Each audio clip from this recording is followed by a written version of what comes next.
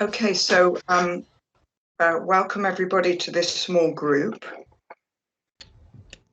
We're going to be discussing for the next 20 minutes the question of these missing bridge players. I'm going to take the screen down in a minute, but these are just to refresh ourselves around what exactly we're talking about. So who are the missing bridge players? You know, where do we find them? How do we bring them back into the fold? That's the first question. Do we know why they haven't engaged in online bridge? Do we need to find out? And will they return to the bridge club, or have we lost some members permanently? And I think Espen, again, somebody said earlier, we have to accept some of them won't come back. And then how can we avoid losing more players in the future? So I'm going to stop screen sharing now, and we'll go into the discussion.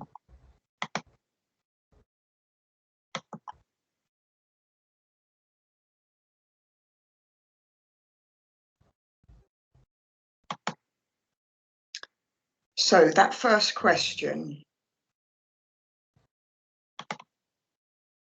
who would like to kick off? Kath, can you jump in here, because I just need to set up my screen.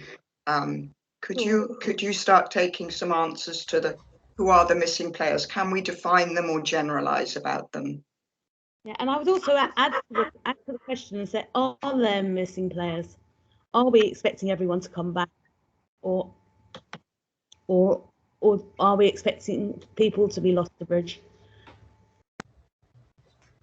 We did a survey, and I think there's just one person who would have left anyway, who doesn't intend to come back. And of the 6% on our survey who said that they didn't want to, they didn't want to play bridge online at all and refused to.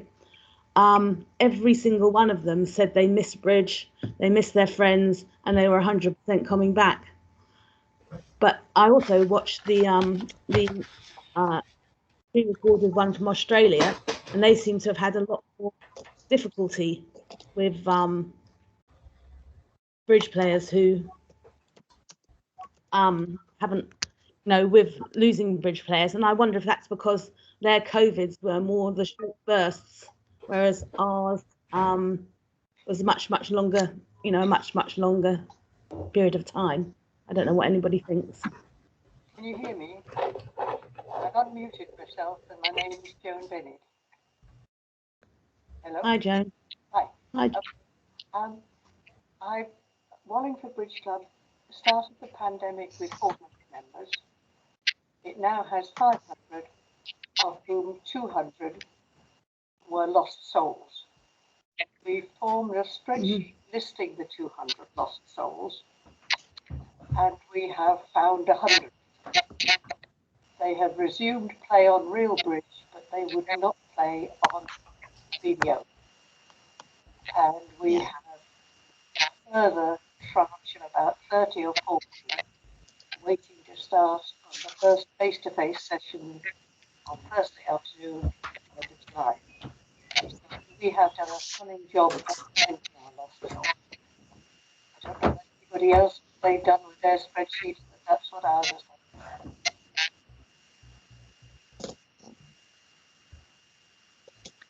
Anyone else want to chip in about your own experiences of missing players? Wondering where they are. I can see some hands up. David from Yorkshire.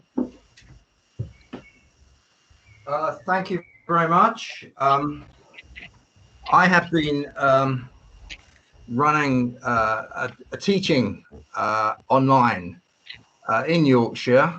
And we started, in December, the problem was that there were very few teachers who had migrated to online teaching, particularly beginners. And so in February, we started up, and I contacted the Yorkshire clubs, and we had 10 clubs who were interested in participating in an online joint online teaching. And of those 10 clubs, we had 320 students, and we started our course, and we found that actually the problem was educating people how to use the technology. There's the techno fear of IT is a lot greater than is actually in any of the literature. People just back away from it, and even those that have iPads, that they didn't know quite how to use them, particularly when you have to have say a sound platform and then an actual play platform. And so there's a lot of education, but I'm very pleased to say that we're actually come to the end of the course now, 20 lessons, and we have approximately 220 students that have actually completed this course. So it does work, but I would also say that it works because you've got to break down the fear of the clubs that they will be taken out of the equation. And so everything we did was involving the clubs and high participation in their involvement in bringing the students on. Thank you very much. David, if I could just make a follow-up question. What you're saying is that the techno fear is a barrier to start with, but that you did overcome it. We spent a lot of time. We had all the students had at least 2 sessions of how to use the equipment. There's one session was how to use the platform to play, and one session which was how to use the equipment. And sometimes it really was actually going down and saying, press this button and it will work for you, but they've never pressed the button before. Some people just turn their backs on technology because they don't want to go through that experience of overcoming the techno fear. Okay, thank you. Tim Reese, I can see, has his hand up. Over to you, Tim. Yeah, okay, thanks. I'm one of the players who has been lost online. I used to play online. I just got very disillusioned with it, mostly to do with the lack of social interaction. I noticed that Derek Roberts has put a comment in which about the lack of social interaction and also peering at screen. I agree with that completely. So it's, I watched Martin's presentation yesterday, and that referred to relationship as one of the key things for happiness, and that was the social interaction. And I think that's why a lot of people play, and I think they just miss it when they're online. So I think you will get people back when you go back to face. It's just making sure that you engage them. So Tim, thank you. Are you speaking then for the silent majority? From the point of view of your club, would people at the club be saying, we don't know why Tim isn't playing online with us? Certainly when lockdown started, a large majority of players would not play online. They were looking for volunteers to play in a match. And I think 80% of the people contacted said they weren't willing to play online. I think because of the lockdown lasting for 18 months, I think some have gone back. Some have gone back. But people just don't think it's the same game. It is the same game with the same rules, but it's not. There's no social interaction. I can see. There's another point, which is that there's social and there's serious players. Online is very good for social bridge. It's nowhere near as good for competitive bridge because of the amount of cheating. The amount of cheating is absolutely enormous. Okay, I think that's going to be covered this afternoon or this evening, depending on where you are. Yeah, I think at the club level, That doesn't apply. Yeah, cheating's not so much of an issue. So Derek Roberts, you have your hand up. Can we hear from you?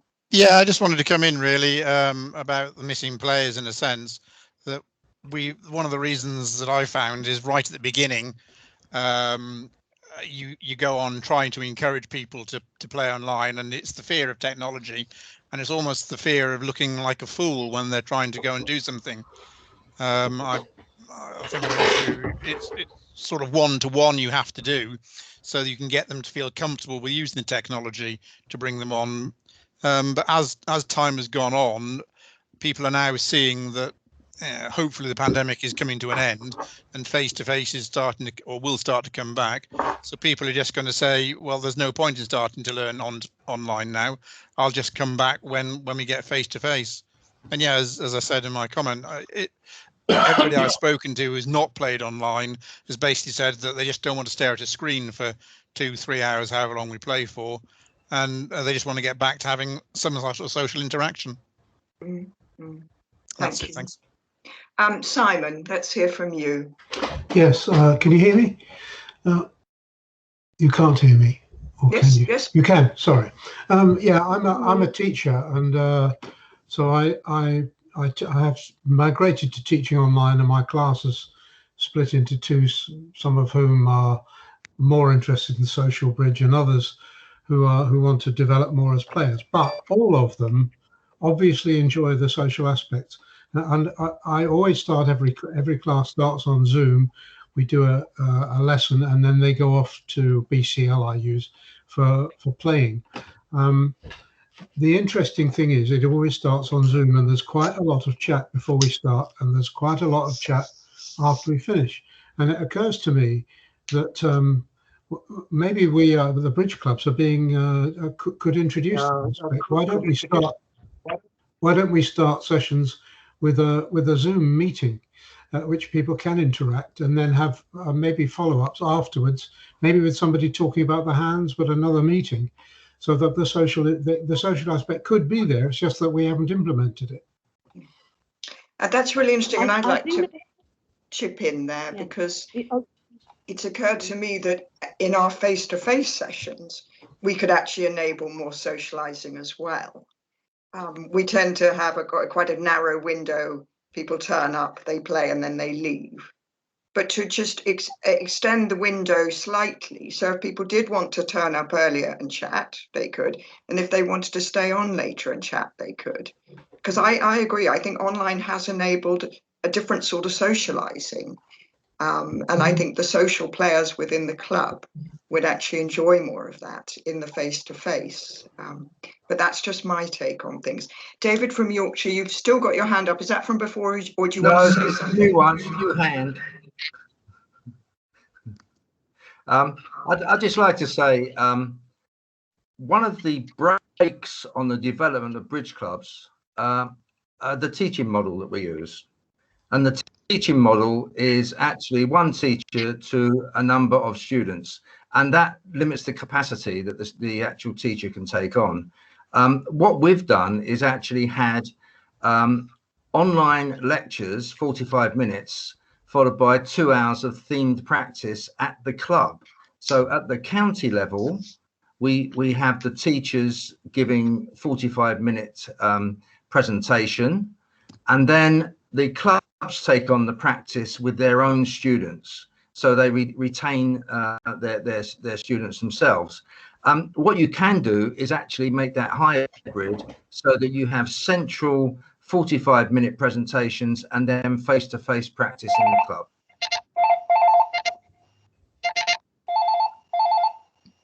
Thank you. And that enables the social side, which being talked about. I mean, the problem is that the traditional model is a 3-hour session, and that today that's probably too much.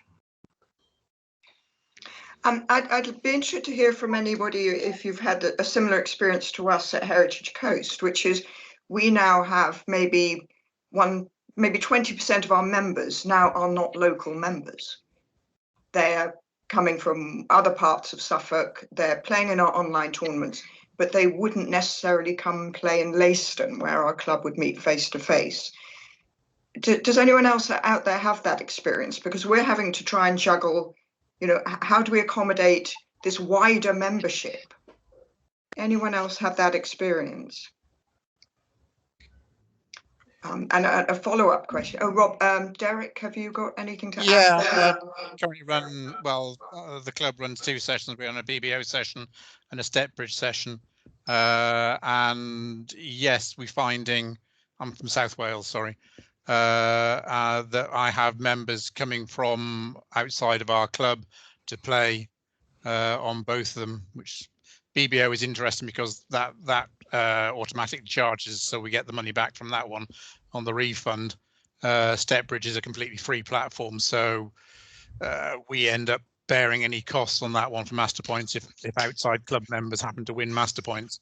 But yeah, you have to apply to join both sessions in a sense, because we have allow lists for BBO and the same for Stepbridge. But yeah, I say I've got Porthcawl, Bridgend, Cardiff, so I'm getting quite a few people from outside of our club, which is interesting. The majority of the Cardiff people are known to us and do a turn up every now and again for some of our events, but further than that, no, we're getting people that we've never seen before, which is nice. Yeah, and the nucleus of the club, those people that really value it being their local club in their local town. Is there a social dynamic between the nucleus and then these more remote members? How is that relationship being developed? It's just basically on the chat functions, I think, that's going on with that happens either during the game or after the set of boards have been played, where they have a little chat, presupposing there's time left before it gets moved on. And when you return to face-to-face, how do you think you'll retain those remoter members? My gut feeling is no, they'll go back to playing their face-to-face bridge within their clubs, but they may turn up for some of our events that we hold, the bigger club events. But again, that's an interesting one. I think online events has allowed, or not, online bridge has allowed people to come together more easily, mainly because of the travel. I noticed one that Samantha said, don't have to pack bags and things, don't have to unpack all the time. I think it's a lot more take up in some senses for some of the easier competitions. We've run a couple of congresses, for instance, Porthcawl, etc. Run them, and we've had more take up of them because there is no travelling involved. Yeah, of course. I can see Tim has got his hand up, also David from Yorkshire, and I'd love to hear some more women's voices, but let's start with Tim. Yeah, can I just say we're getting off the topic rather. The topic is, what do we do about the people we're not talking with? So the people you've got on the online club at the moment, we're not interested in those. It's the people who aren't playing now. Why aren't they playing, and how do we get them back? It's probably not worth considering how you get them to play online now. It's how do you get them back when it's face to face? And will a hybrid solution be satisfactory to them? Can I ask a question? Do you know many people who won't be coming back? I don't think there are that many. I think people are waiting for face to face. I agree. And I think it's depressing that quite a few of the comments earlier today were along the lines of, we're going to try and continue online. I mean, certainly my feeling is that my nucleus of members, the very local ones, yeah, they're just waiting. I mean, they're just counting the days till they can get back into the community centre. Yeah, I think that's what you want to be concentrating on is getting this operational as soon as possible. Saying, oh, it doesn't matter, we won't cater for them because we're going to carry on online. So do people have a feeling that if we delay returning to face, then there will be a danger that we will lose members? They'll just lose interest. Well, they might just die, of course. Okay, Simon, let's hear from you again. Just to say, they're not mutually exclusive. You can go back to face and still carry on online. I always played online and I always played face to face, and I'll play on both if they're available, and if they're not, I'll play online. I don't see any reason for running down online. I think it fills a nice slot in addition to face if that's what people want to play. Yes, you might have got more people playing, or people playing online that wouldn't have been playing face to face. Yeah, but that's not the point of this. This is, yes, you want to make it available. Yeah, sorry, on the question, you want to get the other people back. That it is 50% of the people. Yeah, I think on that issue, I've got a bridge partner who's completely technophobic, and it's only because he's so desperate to play bridge that I dragged him in and made him press the buttons, and he now does play bridge quite happily online. But he still doesn't, for example, he never invites me. I have to invite him because he hasn't figured out how to invite. And it's not that he's phobic, he doesn't think of himself as phobic, it just makes him angry because it de-skills him. He's a good bridge player and he's good at other things. And this he's useless at, and he knows he's useless at it, and it makes him angry. And I think I've got one student who's a really decent student, a good player, and I've tried many times to get him. He absolutely won't do it. He will not play online. I don't know why. Can I come in? Yeah. Hold on. I can see Joan. We haven't heard from Joan yet. Can we just hear from Joan, and then we'll go back to David from Yorkshire. Joan, over to you. Hi. I'm geographically in Henley, only 10 miles from Tim. But at Wallingford Bridge Club, we had 2 members of our first team, county players, who do not even have mobile phones. Bridge is very important to them, and I'm quite confident they'll come back. I don't think at Wallingford we have a problem of getting people back. I will be astonished if we do. Seeing as we've reduced the lost souls from 200 to 100, we know of others that are coming back. And maybe the ones that don't come back are too old, and our 60 new students are 20 years younger. So we may, in our case, in the middle of the Oxfordshire Plain, middle of nowhere, the 15th biggest club in the country, not have a problem. How do you know the rest of you have? And Joan, do you have any strategies? I mean, Yes. Is there some kind of outreach? Do we take bridge into people's homes for the elderly? Are there ways around this, or do we just accept?